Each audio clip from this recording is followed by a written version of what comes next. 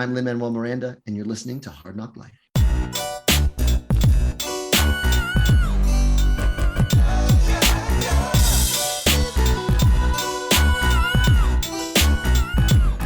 Well, it's the NOC in full color, you see me? The Hard Knock Life. Comics, movies, and TV, yeah.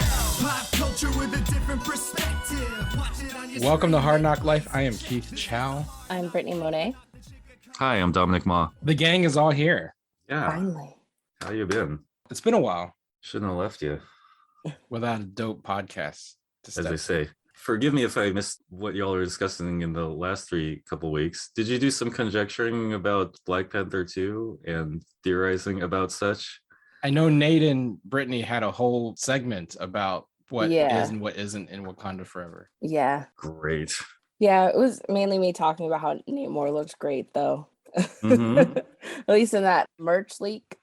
Yeah. Mm-hmm. And then just who we would pick as T'Challa from a different universe coming in as T'Challa, Mm-hmm. basically. Because we both agree that it can't be, the established MCU Earth of Mm-hmm. T'Challa coming back. So, yeah, that was pretty much what we talked about. That's funny because I was just thinking about this because I finally saw the cardboard stand thing advertising Wakanda Forever in the theater the other day. I was like, oh, that is physically happening. Like this. Oh, is really? physical I was evidence. about to say, I haven't seen any marketing whatsoever. And it has nothing on it, just the title. Oh. It is Wakanda Forever. But it is like the big, stand that they put up in movie theaters when something is But it coming is out. wild that it's coming out in November Yeah. and we haven't seen anything from it. It's wild, and yet we sort of understand what Sure. why. Yeah. But yeah, I'm glad you talked about it. And it's weird with all this multi-dimensional incursional stuff. That seems like the cleanest answer, right? Just bring one in from a different universe. Even though that's wacky, it's easy now in the system they've set up. Relatively easy, I would What say. would be the resistance to doing that? Because I know that there are some people who don't want it to be a multiversal variant, and I don't understand what is the problem of we have, like Dominic said, this clean in story reason why T'Challa looks like a different actor. Mm-hmm. I mean, relatively clean. It's still totally weird and insane. Sure, but I'm it's just saying, clean in the context. sense it's in story, Yeah, I feel like, they have to come up with some reason why our T'Challa is no longer there. If they have to, unfortunately, I know they didn't want to kill off T'Challa, but I feel like that's unfortunately the only way to make a cleaner transition of it being a T'Challa from a different universe. And I don't know, some people don't want that, but it's just like it's different when they do different Batman movies because it's an entire reboot. It's not Right. necessarily continuing the same story for the most part. So it's really hard to just especially the way the MCU is set up, you can't just okay. It's harder now. I know some people are like, well, what about Don Cheadle? But I feel like it was early on where it didn't matter, but we've had enough performances from Chadwick Boseman in the MCU to be like, yeah, he's definitive T'Challa, and someone else in the role, even if they're good, it's not going to be the same. And I feel like it's going to, in a way, still make people be like, oh, maybe they didn't cast the right guy after they cast someone, Yeah.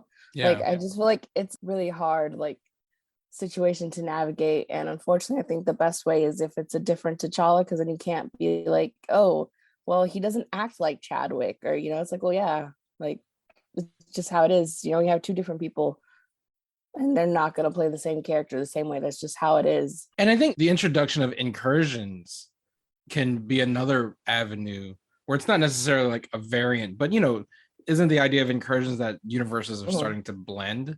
So it doesn't have to be the TVA Loki kind of going in one door, coming out another door. You know what I mean? It's just now that there's this idea of incursions, it could be this other universe with their T'Challa somehow incurs into our universe, and the resolution is when T'Challa survives, and it just happens to be the T'Challa played by a different actor.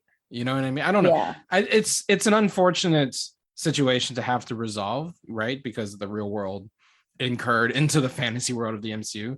But I mentioned this last week too. It's the same problem when Carrie Fisher died. You could just easily say, well, why don't you just recast Carrie Fisher for the 9th Star Wars movie? And then you could have done the original plan, because the whole idea is the 9th movie was Leia's movie. but she died, so they had to rework the whole thing. We got Rise of Skywalker. They should have just recast her. Shirley MacLaine could have played Princess Leia or whatever, right? You can't do that. You can't just recast someone as iconic in the role. It's not the same, right? It's not the same thing as Batman or James Bond. This is a very, meticulously created universe with these actors in particular. Like, you can't just have, Joseph Quinn show up as, now I'm Iron Man again. You know what I mean? It's not going to happen. Yeah. So we're still going off theories and inference, right? Not any we don't know how they're going to deal with is. Right. We have no idea how they'll deal with Chadwick's death and if they deal with it at all. I still think it's fine if they did not have a Black Panther character and it was about a Wakanda ensemble, but I don't know. I think it kind of I don't know. There's Reddit leaks going around now, but you never know how true they are. That it's definitely going to be a war between Wakanda and are they still called Atlanteans? Yeah, basically, and they need someone. I don't know where T'Challa is in it, but they think that it's T'Challa showing up, but apparently it's Killmonger. And M'Baku becomes the king of Wakanda, and they don't kill Namor, but I know they get into a fight and something like that. Yeah, that's kind of what I've read, but I don't know how true that's gonna be. We know Namor's in it. We just don't know. I bet that's what it is. I mean, I think Wakanda versus Atlanta is a great concept as an overall structure, and they're saying it'll be sort of Mayan-ish, right? Mayan-inspired reconceptualization of Atlantis, or Atlanta. Ironically, shot in Atlanta. Definitely filmed in Atlanta. That's one thing we know for sure. But about Atlantis and inspired by the Mayans, and that's really ambitious. Could go, that's very ambitious. That's just all I'll say right now. But a great concept. Yeah, it's interesting too, right? Because DC's reimagined of their Atlantean heroes, like Pacific Islander, and now Marvel's reimagining their Atlantis as, as you said, this kind of Mayan, Aztec, ancient. Where are all DC cast the Pacific Islander, right? Well, yeah, the Atlantean culture is cultural overhaul specifically in the way right. that PI, right. But what's cool about the Jason Momoa casting is that now every time they even cast Aquaman in voice acting in animation, they always cast a Pacific Islander actor now. So it's kind of how about that? Cooper Andrews plays him in that King of Atlantis series on HBO Max. And anyway, so we'll find out everything we need to know about Wakanda Forever, I'm sure. Sorry, I didn't know. At Comic-Con, which is this weekend. This was a great segue, Dominic. Yeah, I'm giving you credit. I forgot. Comic-Con is this weekend. The real deal Comic-Con, where everyone is gathering into the convention center in San Diego. I'm having some real FOMO finally. I decided I'm not going, but as things are starting to get announced, I'm like, you kind of wish I'd break with. I'm over it. I'm a professional old head. I don't need to do any of that stuff anymore. Now, Keith, because I am too. I mean, I get it. Right. Well, particularly when we got the invite to attend the Marvel panel and Warner Brothers Hall H panel. That's when the FOMO really kicks in. So we will have coverage. It just won't be me doing it. Are they controlling the first time, the huge line thing at all, or are they not? Oh, I'm sure there's still huge lines of people camping out overnight, but press always gets the access. We don't have to wait in line if you're press. Oh, well, that's we're special. Information would have been helpful 3 years ago. But anyway, it's fine. Well, we didn't get the invite 3 years ago, unfortunately. Yeah, but we did. We're going to be covering the Marvel panel and the DC panel this year, thanks to our buddy Mike Manalo from the Nerds of Color. Right, and good. Mike, have an excellent time. It would be interesting if they did any big reveals, because they've been trending out of doing their big reveals at Comic-Con, as we know, for their own convention, their own for D23 and blah blah blah. But maybe out of whatever goodness of their hearts or acknowledgement of what a terrible time it's been, they'll go back. I would assume we would get I think we would get the Wakanda Forever trailer. It has to be. Yeah, and I've heard it's going to be again another Reddit potential rumor that Britney is our official Reddit correspondent. I'm not even on Reddit. I just happened to see it because people post them on Twitter. So apparently there's going to be the Fantastic Four panel. Or no, that was apparently a D23 now. So it's going to be Wakanda Forever, apparently Deadpool, Guardians. I think there's going to be some of the Marvels stuff. And then there's like Secret Invasion. I think there's one other Disney Plus show. And then apparently they're going to be announcing a Wonder Man movie. But the thing is, I've heard two different actors who are going to be up for this That's role. the one I don't believe. I believed everything you just said until that part. I know. That one I think is a rumor. I think the other things are going to happen.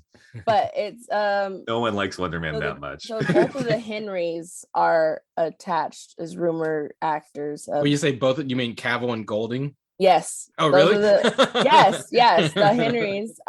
Those are the two Wow. attached to that potential announcement. Remember when I said Henry as Hercules would have been the ultimate troll last week? I feel like Henry as Wonder Man is the second troll. Yeah, because we missed it. Yeah. Like, Mm. yeah. So I had hoped Henry was gonna be Hercules, but I ended up liking who they revealed as Hercules anyways. But yeah. So those are the two actors. So what they to should Wonder do Man. is announce a Century movie with Henry Cavill. That would be the ultimate God. Superman troll.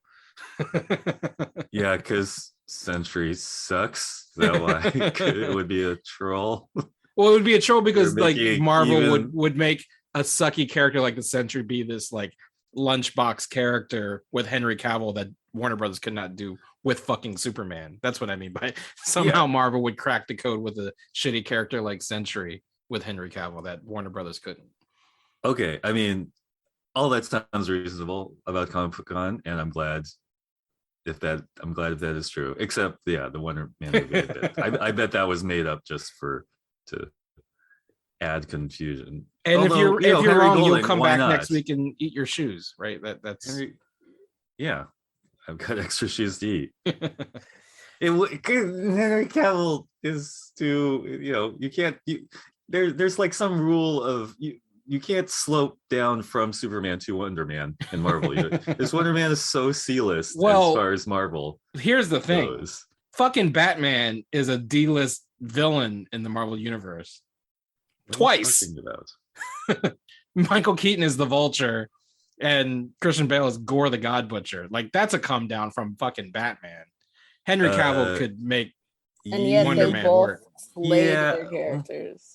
Yeah. Okay. Fine. I think the old guess. rule, but that's the thing. That's how much Marvel has surpassed DC. That like you could take an A-list DC, cast him in a C or D-list role, and it's not considered a come down. You know what I'm saying? Yeah, Christian okay. Bale was actually doing press for this movie. That's weird. I guess your argument is strong there. mainly because of Gore the God Butcher. It's like I Right. never heard of that guy. Yeah, Gore the Never. I God did Butcher. not They read that cast comic. fucking Batman of all people. Come on, that's a big did it. fucking deal. Where were we going with Oh, this? sorry. We were just talking about. We're speculating. speculating. I didn't want to shit on Wonder Man people. Wonder Man's very interesting. He's LA and he's like he'd be related to Vision. The Vision is the one that is supposed to be the crossover with Wonder Man. I know zero about Wonder Man, so I don't either, but that's one of the Reddit rumors of the parent Hall H panels. So Yeah. we'll see. He's the annoying LA actor one. You know how all the Marvel heroes are from New York? There's this one guy who's just like an annoying LA actor type. So potentially a funny character. And he's super strong and indestructible and shares some genetic material with Vision or something. And was in the West Coast Avengers. And looks like Henry Cavill. But I'm not gonna bite it. Anyway, sorry. But it could happen. Who knows? They've done wackier things at their panels. And these at are all Comic-Con. rumors. I want to make clear I'm not saying that that's official, but if it ends up being true, Marvel, I don't know who's leaking your stuff because Tom Holland. Blame Tom Holland. Well, if you recall, Dominic, it was 3 years ago this week when we were at the pool club in the Hilton where we were reading the internet when they announced Tony fucking Leung would be a bad guy in the Marvel universe. There were a lot of announcements. Weirder things have happened. Yep, all those things have happened. All those things came to pass, basically. So I'm assuming you're also not braving COVID version 12 or whatever to be among the masses at Comic-Con this year. No, I'm not going. I'll read about it on YouTube. Is this your first missed non-COVID Comic Well, Con in several they did years? have the unofficial one last year, right? Right. In Well, I don't count November or that one. I something? mean, Okay, the big shindig in July at the convention center. Type yeah. thing. No, and it used to be like a big part of my life too. So something I regularly went to, enjoy it all the time. And so that's just one of those. I mean, it's definitely a COVID thing, just for me personally. That's why I'm and not it's hopping on a plane. yeah, it's really not about so much safety as I'm not because of, because of vaccines and just because of people getting it, but getting less sick. I'm not so worried about the strict safety thing at all. It is just like going back to a huge crowd. And I know, like, I would go back to concerts. Concerts are sort of a different animal. I mean, going back to I've the been going to huge concerts. crowd. Yeah. Going back to something of that level, my mind hasn't quite wrapped around it. And it's fine because we will probably watch it on the internet. Sure. What was your streak before 19? How many Comic Cons in a row did you attend? I don't know. I was like most of them since I was living in LA, which was most of the zeros. And wait, most of the zeros, you mean like the early most aughts? of the 2000s. Okay. Aughts, yes.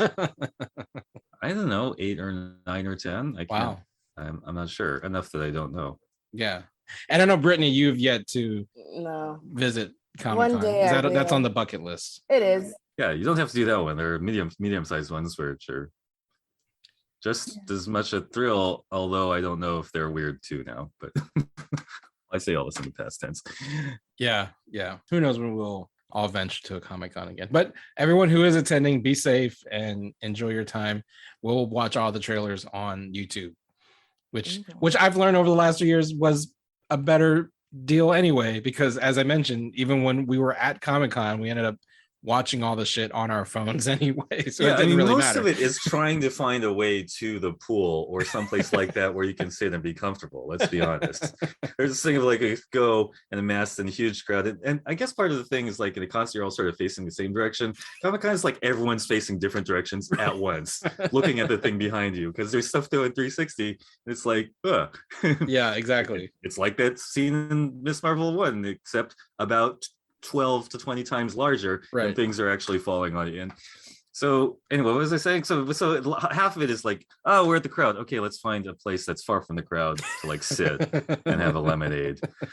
That's and watch pretty our much my phones. Comic-Con experience. Yeah, so thanks, Keith, for asking. That made me feel better. Now I realize I don't miss it that much. Yeah, my FOMO has dissipated quite a lot actually in this Well, conversation alone. Well, talked about it. I'm glad you brought up AvengerCon and Ms. Yes, Marvel AvengerCon. because that is the topic du jour. We finally got to the end of Ms. Marvel. Spoilers from here on out. Before we talk about episode 6, Dominic, I know that you've missed the last few podcasts. Before we discuss the finale, do you have any thoughts on all of the episodes that led up to the finale, since you're holding a Ms. Marvel action figure in your hand as we speak? My little friend Kamala. I mean, yeah, and again, forgive me for not knowing what everything about what y'all discussed the last. Because Dominic couple doesn't times. listen to podcasts, I'm he's glad. not on. I'm not saying that. I might not listen to them all the way through, but Please give us a rating and a review. you're right. I could at least do that. But I do that for plenty of podcasts, which I don't listen to. Sure. But now we're getting technical. Pro tip: give ratings to people even if you don't listen to their stuff. It's not required. Particularly our podcast. But Yes, anyway, ours, people you like. That's a nice internet thing to do. If you just like them, you don't have to consume their stuff. Just make their metrics go up. Anyway, that's right. Well, sorry, that was not a big secret. Much appreciated. I'm glad to be able to talk about Miss Marvel as a piece, a completed first series, because we all didn't know exactly where it was going, and arguably reached a pretty high emotional arc in those like 4th or 5th episodes, and we were like, how are we gonna resolve this in the 6th one?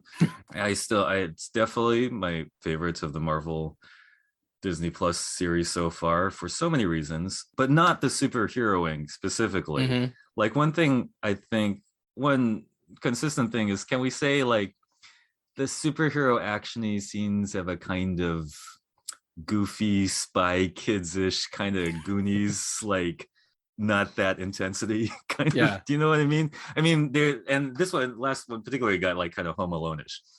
And so, Mhm. but that was fine because again, it's a kids show, and superhero shows do not necessarily have to be about people beating the tar out of each other all the time. That doesn't have to be the main focal thing. So anyway, And for what it's worth, like not just Ms. Marvel, I feel like all of the Marvel shows on Disney Plus, the aspect I liked the least about all of them were the superhero-y stuff. You know, WandaVision, we've talked about ad nauseum. I loved all of the like subversive sitcom history shit. The last episode where it was like, you know, splody, I didn't care so much. Falcon and Winter Soldier, I liked the discussions about race and class and politics. The putting on the suit and splody, didn't care for it so much, right? I think it's kind of the pattern of all of the Marvel Plus shows is that I love the character work. I love the, you know, interactions between folks. The action stuff, I like the interaction, not the action, you know? And also, I mean, but I think maybe like Hawkeye was the best at sheer splody, but also it's not just like volume of the action. It's like, you know, the intensity of the evil threat.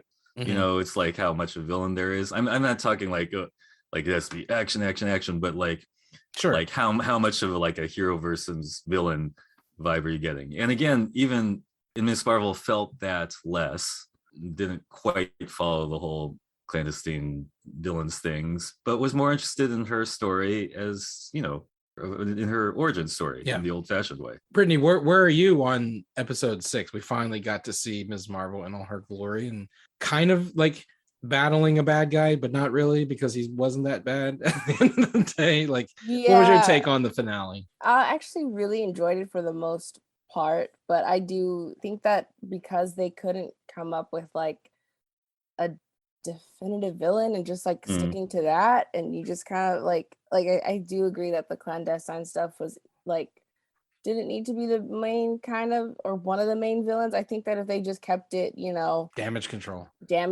and or specifically this lady and her unit being a little bit like a metaphor for ice and stuff like that, if they had kept that the main crux of like who is the antagonist, I feel like that would have worked better.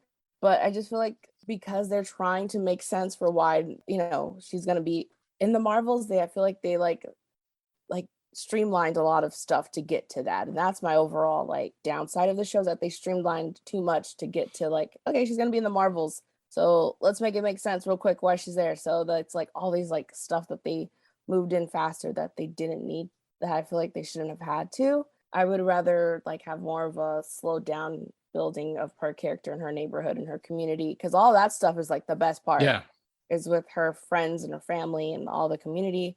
But I still really enjoyed it for the most part, but like I said, I just think that's what really held back the show for the most part. I'm with you guys. I think it's, I don't know if it's my favorite Marvel show, but it's definitely one of the top tier on Disney Plus. I think my issue with the finale is the same thing that I had a few episodes back when we were first introduced to the clandestine, and it's the heel turn was kind of like out of nowhere and very sudden, right? Like like Kamran's mom a couple episodes back was like really nice to her, and all of a sudden she's like, I'm gonna kill you. It was just like, where did the turn come? And I think the same thing with Kamran. It was like, we're protecting Kamran. Now I'm bad. I'm gonna blow everything up. Like, what? Like, we spent the first half of this episode protecting you for you to just like, now I hate everybody, I'm gonna let my powers blow, you know. And it didn't feel earned, like his heel turn. And then you know, she brought him back to the light and he becomes a red dagger, I guess. So like, it was just like all of that, the kind of the swerve to the other swerve was just a little much, that I didn't think was that great. And because I liked Kamran as a character up until the finale, you know. And I kind of wish they just kept him as like the MacGuffin that they're keeping from like you said, just make damage control. Because at the end of the day, like him losing control of his powers kind of justifies why damage control is there. You know, you're kind of making them sympathetic, but you're justifying their reason for existence by keeping him as the MacGuffin, keeping him safe. Then you make damage control the bad guys. You know what I mean? But for him to like lose control and like, I'm gonna blow this shit up, and it was just like, oh, now you've like lost the plot, and damage control should have been there all along. You know what I mean? And then completely skipped the part where he actually got away later on, like met someone at the harbor. I thought that was going to be a big scene, but it wasn't a big scene. And and Cameron was cool. Is that he was like the bad boys, like the guy, you know, with the you shouldn't get with, but he's like so charming. Yeah. Like that has a cool dynamic. So when he goes all the way over and just like rage smashing everything Yeah. with my light powers, which by the way, again, also aren't that satisfying to watch two people with making big light Play-Doh constructions at each other. You got to see Kamala Embiggening. I mean, it wasn't quite the same, Yeah, but let's talk about that. let's do it. So please. she never fully became the comic version, but they did hint at it. She said Embiggening, she got big, her limbs got, elongated and whatnot. Was that satisfying for you? Not only did she say Embiggening, she delivered it. she went in the style of the Steve Rogers meaningful mutter, right? And sold it. A difficult word coming out of nowhere. That means nothing to people who've never read the comics. Right. Much like the word assemble. Why is he saying that now? I don't know, but he's clearly feeling it. That's what he said. So he's saying those two moments, great Marvel moments. But were you satisfied with the actual Embiggening? That's the question. Well, I think that it worked for what they decided to do for the show. And I'm not even gonna lie, I got emotional when she said Embiggening because it was perfect. And I was like, oh, Iman is just she is real, regardless of what I've said, she really is the best person to play Kamala. She's so great. So yeah, I got emotional when her mom gave her suit. I was like, I'm crying, and I'm only 5 minutes into the show. So there was definitely emotional moments and stuff that hit hard for people who at least read the book are just really I don't know, or even maybe culturally, that is something that, reflects to you. There's definitely emotional moments, and it was emotional, but it was still I just wish that it was her exact powers, that's the only thing. But I liked it. I'm not sure if I'm on board with what she is. Well, let's get to that then, because I think, one of the things that they've been saying that they're going to change her origins from the comics, and we've seen some of that with the light powers rather than the stretchy powers. But the other big twist in episode 6 of Ms. Marvel is that not only is she not an Inhuman, that word is never uttered, so the fake out with the Terrigen Mist cocoons from a couple episodes back was just that a red herring. There was no confirmation of her Inhuman status, but in fact they did confirm she's not a regular old human being, that she has mutation. I know when I heard with the music, when he said that and the music played, I was like, what? So they are really working that X-Men animated series theme song, are they not? That's twice it's been used strictly at a big moments to indicate what's happening. So here we are then, the first confirmation of mutants in the MCU, but it's with a character that's decidedly not a mutant in the comics. It has no ties to the X-Men in the comics. Where do we stand as comic purists with this revelation that Kamala is a mutant? Well, when you first read her run, you kind of feel like, oh, she's probably going to end up being a mutant or something. Part of you, maybe she's actually a mutant, but, obviously it's ends up being Inhuman. But finding out that Sana wanted her originally to be a mutant makes a lot of sense, because Wolverine does show up in the comics, I think, before she finds out she's Inhuman. So it kind of makes sense a little bit, but at the same time, you're like, well, that's not really what she is in the comics. So you're just torn. Was there a reason she was not a mutant in the comics? I think because she came out during the period where Marvel was trying to sideline the mutants because Fox's ownership and trying to elevate the Inhumans. Come back and bitch you in the butt there, Marvel, huh? You could have set that up really well, except for that period when you were mad at your own X-Men. Yeah, exactly. Yeah, so that's pretty much why, because because at first they were gonna say that the Maximoff twins were Inhumans. I don't know if you remember that. They were gonna say that they were Inhumans and not whatever. I mean, that whole House of M thing, right, with the No More Mutants was also a decree from on high because of the, I wouldn't even say conflict. It was just well, we don't own the rights to make movies out of these characters, so let's just stop publishing them, essentially, because they were pushing the Inhumans during that same period in the comics, but then I guess they figured out or whatever, they did not make a good Inhumans TV series, so they're like, okay, back for the Inhumans thing. Funny how that works. Hello, people who have no idea what the hell we're talking about. But What I find interesting though about like going with Kamala as the mutant, I mean, I'm less tied to her Inhuman status, I guess. But again, with the ties to Captain Marvel in the movies and everything, it did feel like it would make sense because of the Kree connection. And there was a speculation that the bangle belonged to a Kree because you see the big blue hand in the temple.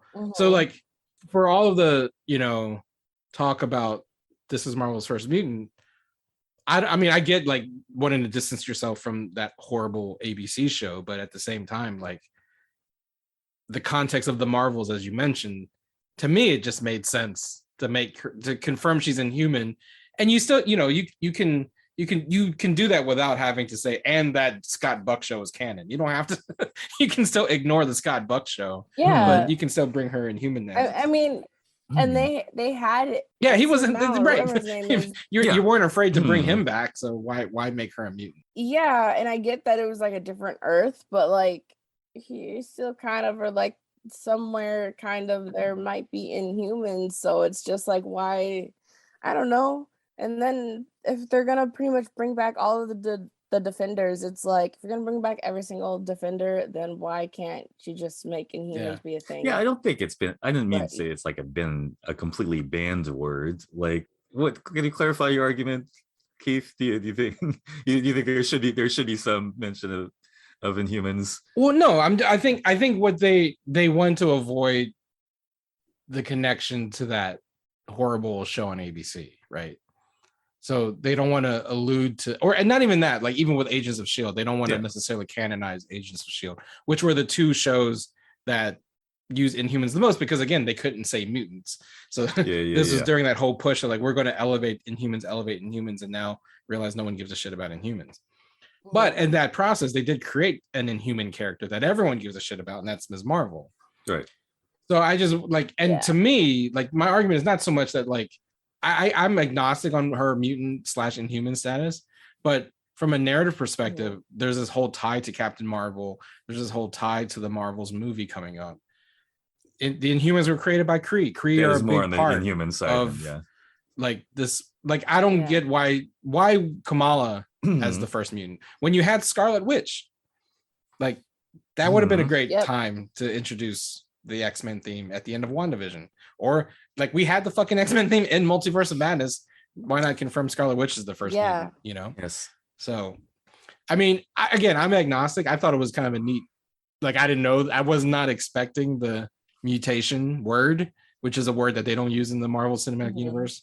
And then for the except now, and for the animated theme to kick in, and it was like, oh, they're going for it. This is 100% our first taste of the X-Men, and without having to create a different universe to bring the X-Men in, to say that mutants exist in our, I guess 616. I don't know how they're gonna.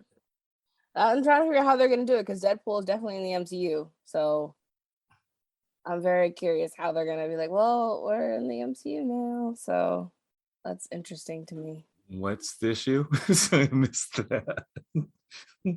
Like, because Deadpool's in the MCU now, like 100% like in.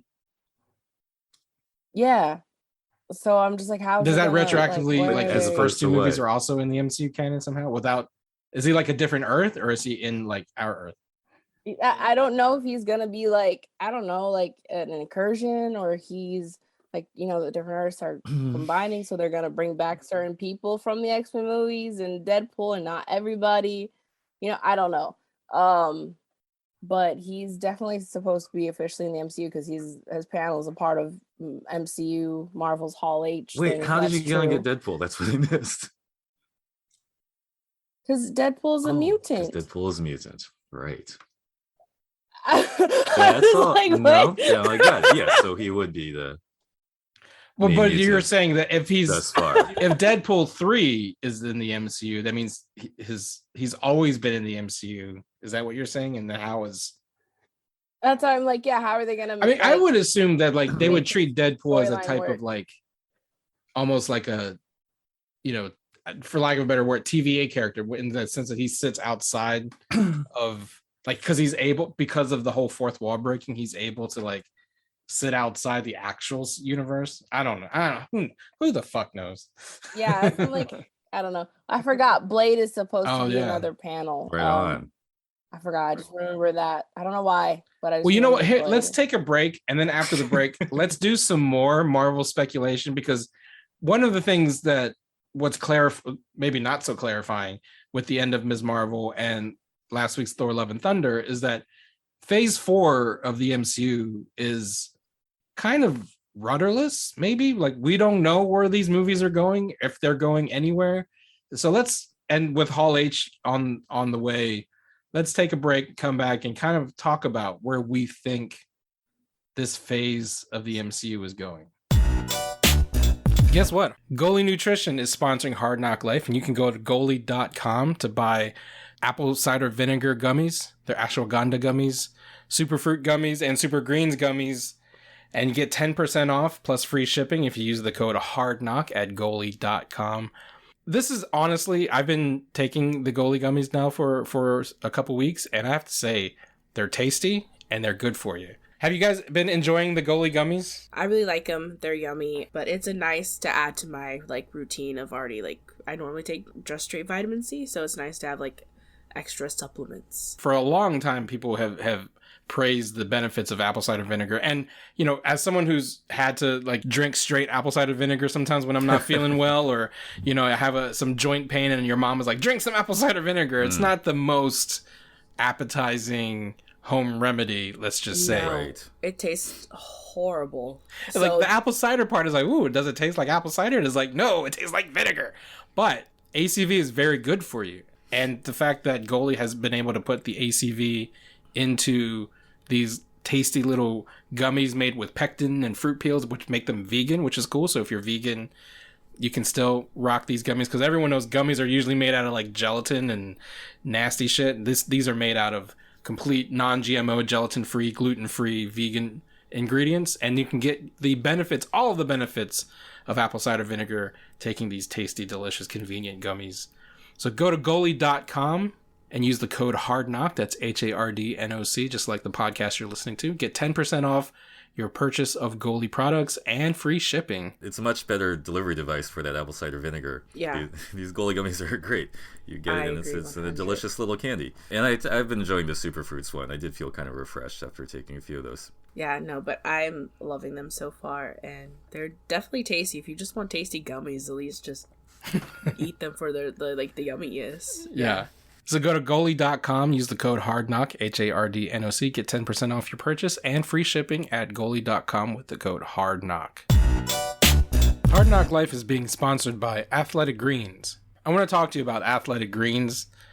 With one delicious scoop of AG1, you're absorbing 75 high-quality vitamins, minerals, whole food source superfoods, probiotics, and adaptogens to help you start your day right. This special blend of ingredients supports your gut health, your nervous system, your immune system, your energy, recovery, focus, and aging. Basically all the things.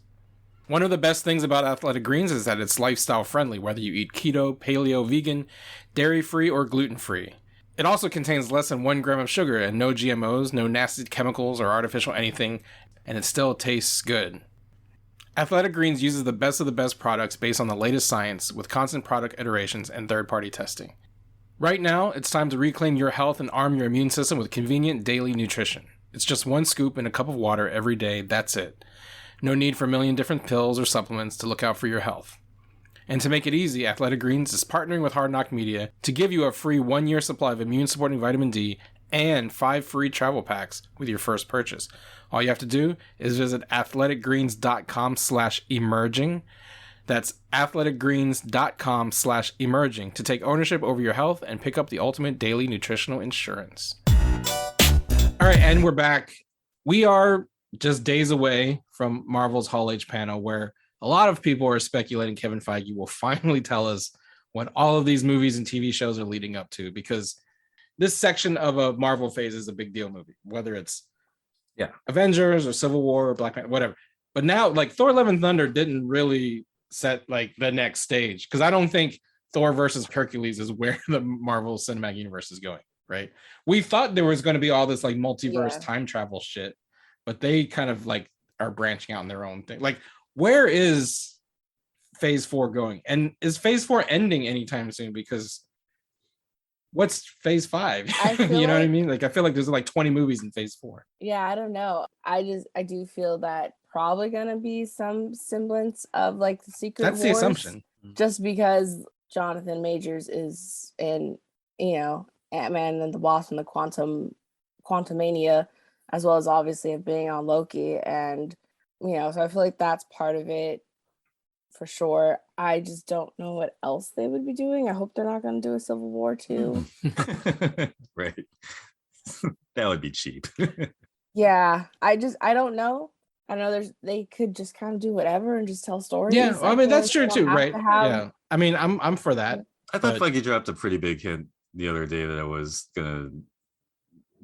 gonna be Secret Wars down the road, end of whatever phase they decided is 4, 5, or 4.5. But when I say that, like it's it's sort of a self-generating hint, because that's what Secret Wars is, what people think it is anyway, because that's the Yeah. event that comes to mind. And Mhm. yeah, and also, but I'm curious, because can we talk about that Secret Wars thing for a while? Let's get a little nerdy, because when the people have heard it now, the recent one, which came out like 2016, 2015. Right. There are 2 Secret Wars. There are 2 Secret Wars. The one, okay, shall we do the first one or the second one first? I'll do the second one, because the second one is just because it's a very thinky piece. It's kind of religious. It's sort of modeled after Game of Thrones, and I'm just saying it's not necessarily an easy adapt, except for the premise that it's all the universes coming together at once, which is sort of what's, if anything is happening in the current phase 4, that's something we can say is happening. All the universes With are the coming multiverse. together. Right. So they start overlapping, but there's this very tangled political story, I'll say. Whereas the first Secret Wars was this kind of like beautifully simple thing of like, they assembled a team of the big superheroes and a team of big supervillains, and they just fought for 12 issues.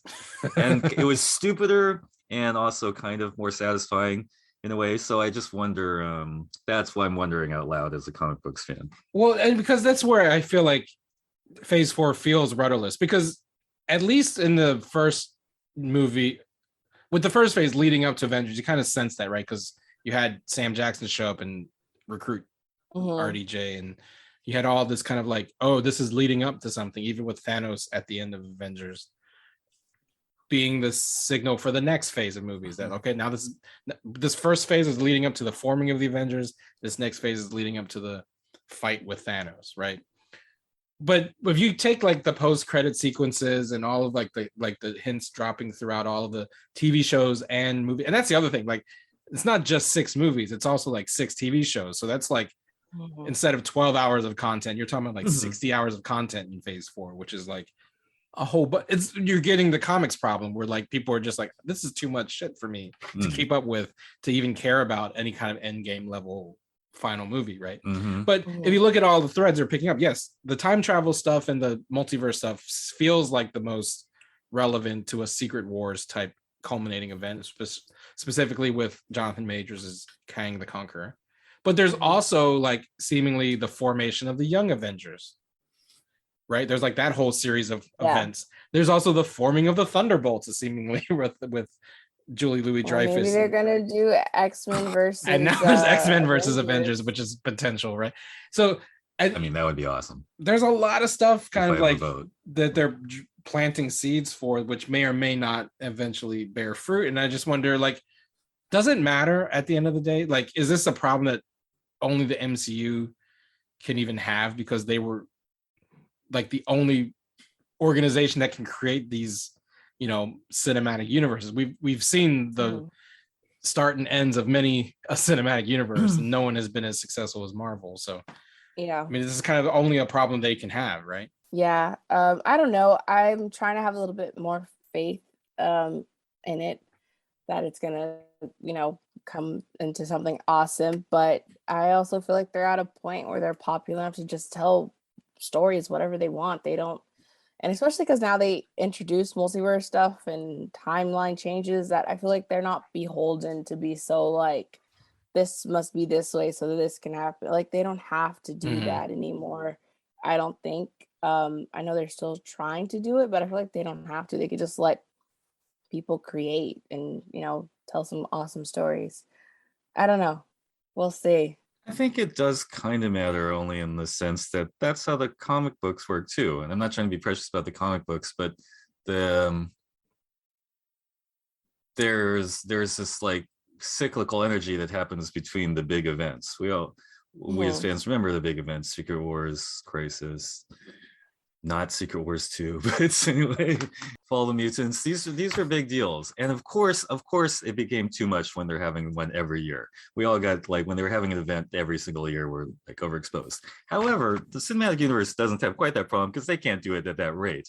They get to manufacture one of these big coming together picnic events every 5 or 6 years at best. And that's cool. And I think it's important because, well, you know, I'm sure there are comic book fans who are all totally sick of the events also. But as someone who liked them, I like the idea that, yes, we would go in these different places, but every 5 or 6 years, we'd get together for that picnic and fight off whatever the giant monster is of that year.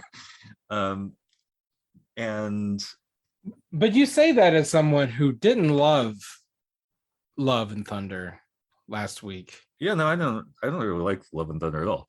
I think it will go down as lesser Waikiki, which is still pretty good, but lesser on the Waikiki scale. Well, so I mean, let me ask you that. Like I said, the fact that a movie that is, you know, Thor: Love and Thunder, at the very least, was divisive amongst folks, right? Like there are people who absolutely hate it, and there are people who absolutely love it, right? There's no middle ground on Love and Thunder, which is interesting because I'm probably in the middle ground on it. I didn't hate it, I didn't love it, right? I liked it. Okay, there you go. I didn't love it, but I liked it just because there's a little bit of things that I would have tweaked. But the thing that really was like, okay, I like this movie was that Brett Goldstein. Hercules. It's in the MCU now. But you know, I feel like these last few movies there hasn't necessarily been a home run, right? Like Eternals, as much as I liked Eternals, did not set anybody's world definitely on fire. Not a home run. You know, objective metrics. Black Widow was not a home run, right? I think Shang-Chi honestly is the best so is considered probably. I didn't love it when it came out. I didn't want to say anything. Upon revisiting, I like Tony Leung, and that's pretty much all I like about it. I like Tony Leung in the bus fight.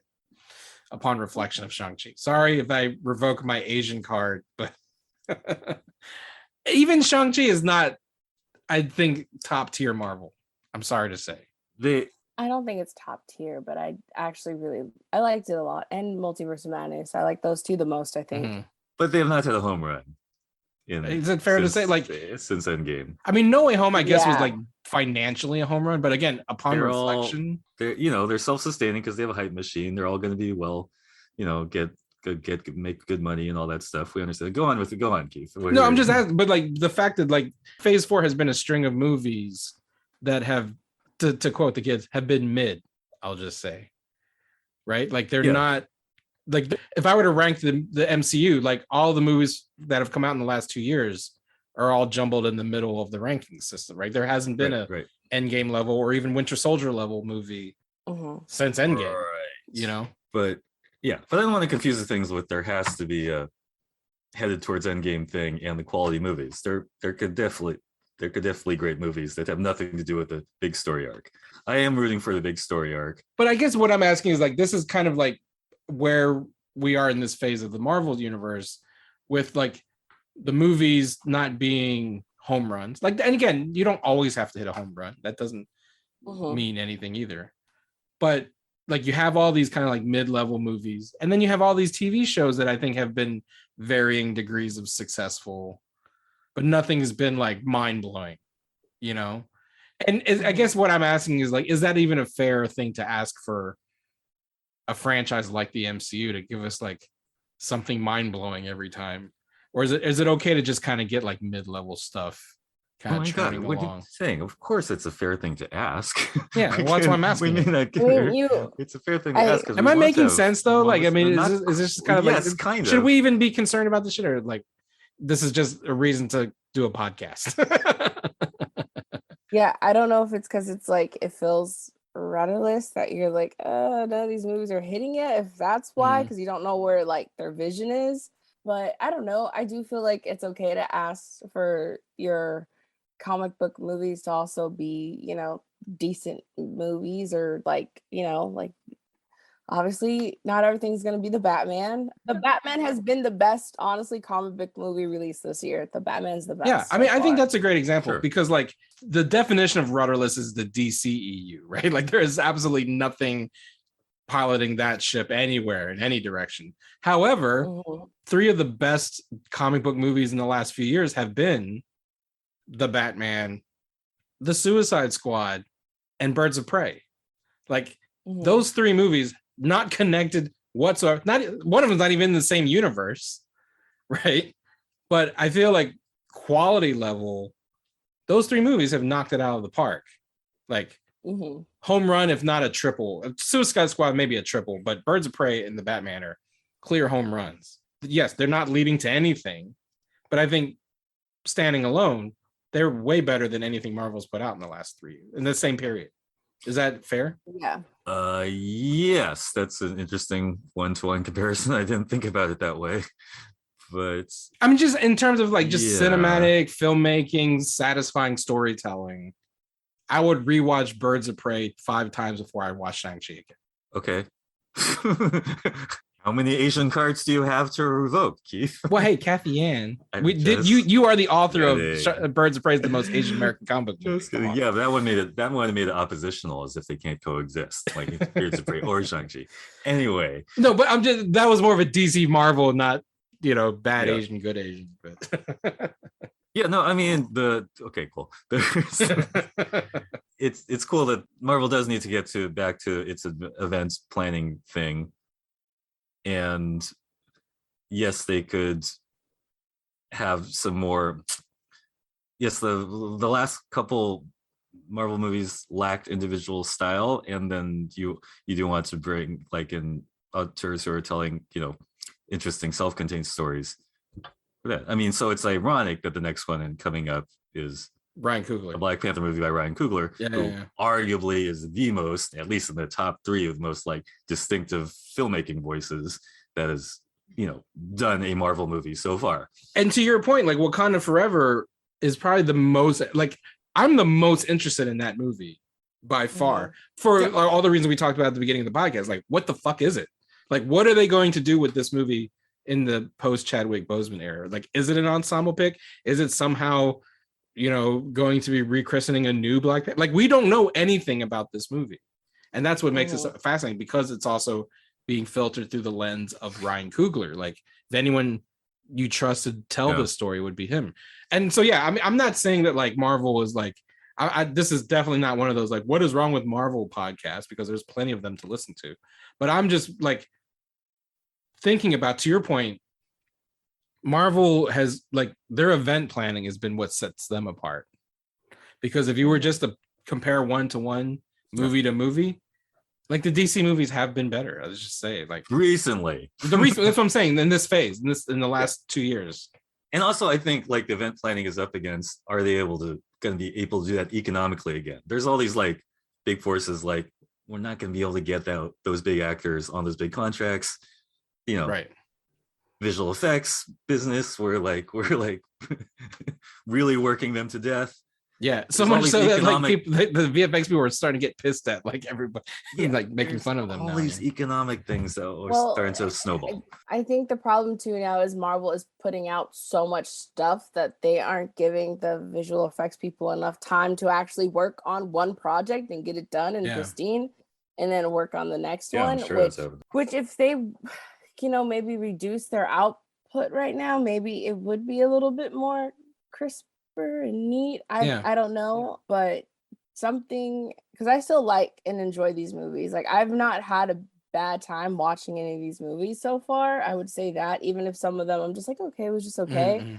I haven't had a bad experience at watching any of them, but they don't hold, like the Batman has still been like my favorite movie so far of this I mean, it's clearly like the old adage of quality versus quantity, right? Like, you want quantity, Marvel is gonna give you quantity, because like there's still, we said Black Panther's the next, it's not true. She-Hulk is the next thing, because again, the TV shows and the movies are all existing in the same space. And that's the other thing that makes phase 4 so wild, is that, like I said earlier, It's not 12 hours of content, it's 60 hours Yeah. of content that you have to keep up with. Yeah. And it's funny. I mean, the fear that perhaps there is like it's becoming more like a soap opera experience than waiting for an exciting movie event experience, because we're talking like people used to talk about soap operas. Yeah. Oh, did you catch what happened on that episode that like related to that type of thing that happened there? And and that's just out of volume again. It's Right. being on all present all the time. You always take issue when I say this, Dominic, but like the trick of the MCU franchise, the greatest trick they pulled off is like turning a movie franchise into a television series. Like the MCU has been the longest running, most expensive television series of all time, particularly now that you can just binge all of the movies and TV shows on one streaming service. You could start with Iron Man and literally stream every component of the Marvel Cinematic Universe except for Spider-Man on Disney Plus, right? And watch it like you would watch like the way people watch like fucking 30 hours of The Office back to back. You could do the same thing with the Marvel movies, you know? Yep.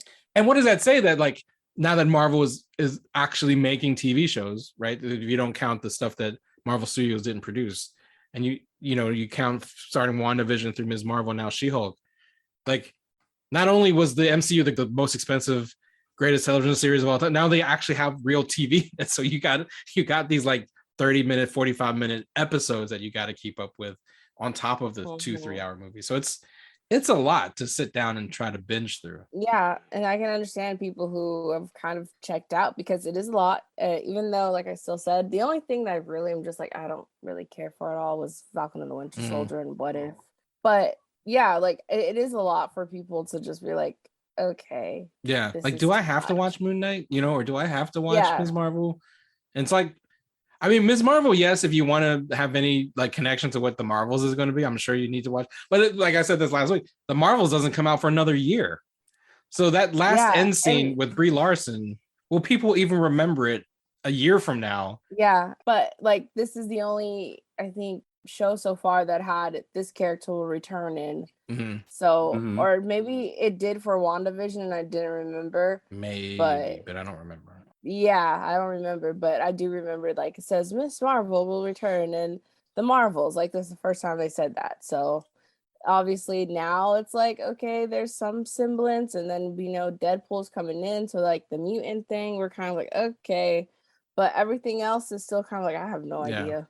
Yeah. So since you brought it back to the Marvels, and while we were talking about speculating about the future events and the direction of it all, for me, I hope the Marvels is the next big, what do you want to call it, event one, a benchmark one. I don't know if this is true. To my eye, it just looks like that one because I'm that weirdo who loves Captain Marvel. I know not many people like that movie. I love really like it. Marvel. Thank you. Some of us are with Captain Marvel, but it's it's cosmic for one thing. It has the newest, coolest character in the family. It's like, I don't know, it's got that team up aspect because they'll have all the various Captain Marvels and Monica Rambeau and blah blah blah, and they could fight Galactus or something like that. I mean, it just has the scope where that could be a big deal, and it is like very interesting choice of director. I don't know, like I'll just say, like, I don't know her work enough, but like she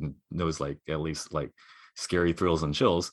Anyway, this is my rambling to say, like, I hope that Marvels is that moment. I know it may just be another like episodic kind of step along the road. I don't think it should but be. at the very least, it's a culmination of the TV shows, right? Right. And also it has the freaking word Marvels in it. So like it's one I think they would want to sell. It's a culmination of the TV shows because at least we'll put a bow on the Monica Rambeau stuff from WandaVision, and of course the Ms. Marvel end credit scene, which thank God that end credit scene happened, because if you didn't listen last week, Dominic, I made a wager with Britney that if Brie Larson does not appear on the finale, I will eat a shoe.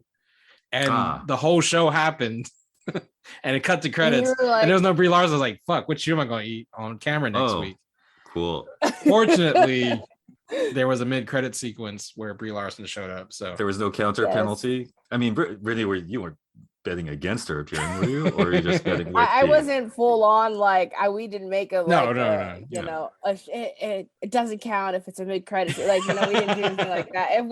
If we had, then yeah, that probably. Yeah, I would be eating those Shang-Chi Air Jordans I have in the closet right now. Right. So it's great. I'm just gonna nitpick on one thing you said. Like, I don't like, I think part of the problem is like we're like trying to put a bow on little threads from what happened last time. Mhm. And my hope for the Marvels is not that. It's that these characters, surge forward towards something unexpected and great. Yeah. Not, not picking up on all their plot threads and and tying them up.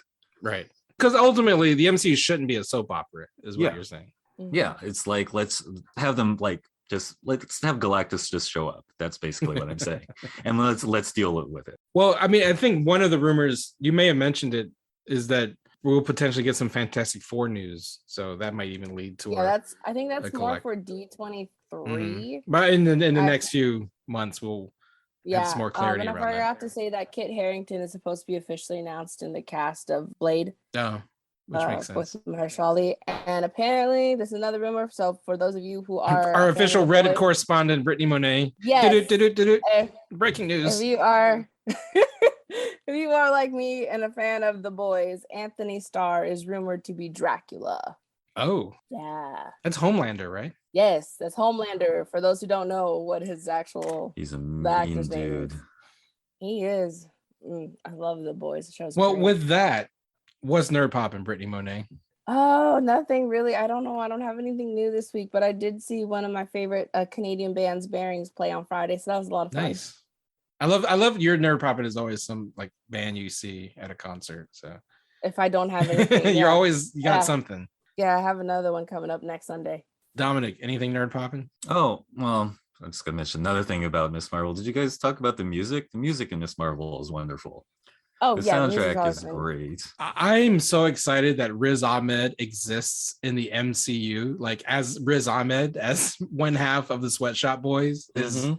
my favorite part of the MCU. That Riz Ahmed exists and he is a rapper and celebrity within the reality Yeah. of the Marvel. Yeah, and they Cinematic get to talk about it because it's the thing to actually talk about. The characters talk about, like they're actually talking about music in the world. Sorry, that's a big Yeah.